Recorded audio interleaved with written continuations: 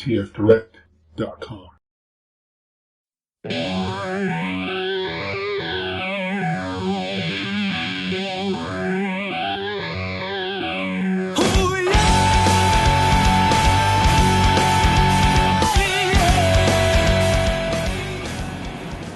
Hey, what's up, guys? It sounds from the Eclectic podcast, and today we're going to be taking a look at LG11 Chromia. This is from the Japan Legends line from Hasbro, and it was something I just wanted to go over real quick. I got it from www.tf-direct.com. Got it for $19.99, and I thought it was a really cool figure. I've seen a lot of reviews of the American Legends one, but this one has a little bit of a different color scheme. I think I like it a little bit more, so it's not quite so blue. And I don't know, I'm in love with the figure. It's not a very big figure, but it's got a lot of things that are really cool about it. From what I understand, it's a redeco of RC from the Prime series. But let's go ahead and let's take a look at her. She's already in bot mode, so we'll go through articulation real quick. Let's get the head up here. Head is on a ball joint. Offers a pretty good movement. It feels kind of stiff, but it does have a nice range of movement on it. She can go look up and down with it pretty well. Go side to side. So that's pretty good. She also has some really nice light piping. Let's see if we can get a look at that here. Shot of that light piping that she's got. Really comes through with those eyes that she has. Something I thought was really cool.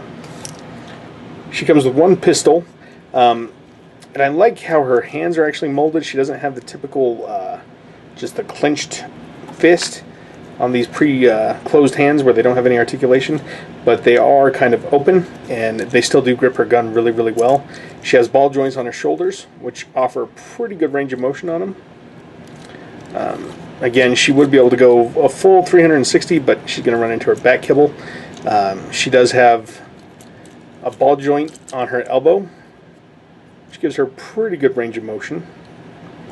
It also kind of acts as a bicep swivel, so you can get kind of outward with it.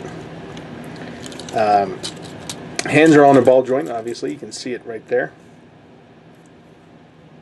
So she can get, again, another pretty good range of movement. She does get some swivel in there from that. Hips, if you lift up this back piece and kind of lift up this back skirt piece, that kind of frees up her hips for movement, and she can go that far out with them. She can go all the way forward.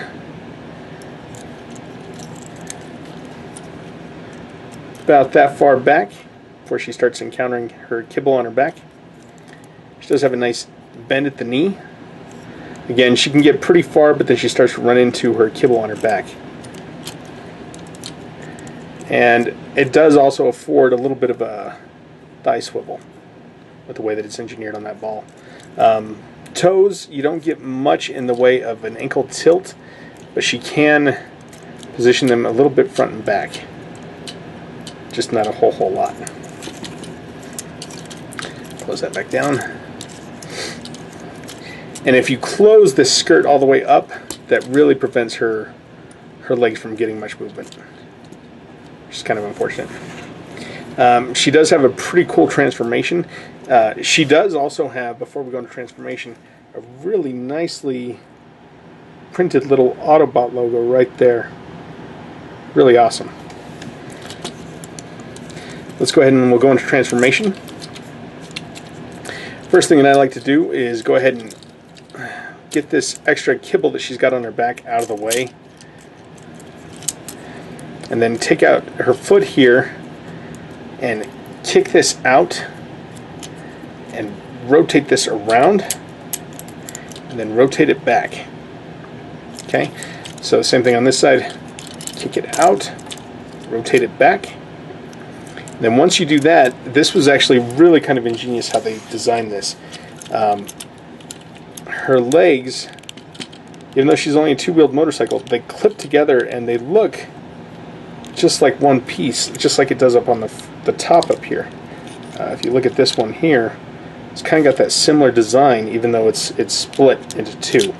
I thought that was really clever. I mean, you could, in a sense, if you can find a way to display her, you could display her with their legs together, kind of like from the movies. Anyways, close that up. What you want to do next is take this, and this threw me off for a second. You want to take this here on her back here. She's got this little tab here. You don't want to grab that, but you want to grab from inside on her crotch area and pull it forward. And when you do, that brings down the head. If you look right here, as we move that forward, the head collapses in. And then you can just kind of tuck her head away right in that little hole right there. Give her a nice bend at the knees. Tuck her up. Close in those arms nice and tight. When you bring this down, it's going to cover up those hands. And just kind of mold right over the top of that. Then what you want to do is take this, open it up. Bring this whole armature forward. Your head down.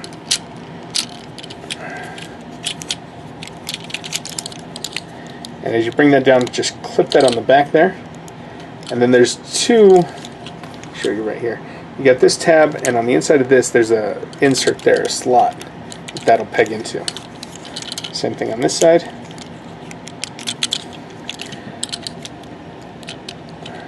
And there she is. She can balance on her own without the kickstand, which is really nice. But you do have a kickstand right here. Just flick that out. Kick that down there. As for weapon storage for her gun, the way that they show it is you kind of just plug it on the back. Kind of, I guess, is like a exhaust. But yeah, I really like the way she looks. She's got some really nice paint apps. I think a little bit more so than, say, the American release. I like kind of this like lavender they've got going on. She's really cool, really awesome bot figure, Fembot. You can get yours at www.tf-direct.com. I think they have her for like $19.99. She doesn't come with a box, but I think if you want a box, like they charge $29.99 at like a Big Bad Toy Store. So I really don't think it's a bad deal, especially if it's something you're going to display. You don't need the box, and they do package it really nice. It's going to come to you just like this. I don't see any issues with this one here. Also, you do have a really nice Autobot symbol right there on the front. Very nice tempo printed. Just the color schemes and everything on this is just excellent. Great figure. I highly recommend it. Thank you guys for watching, and peace.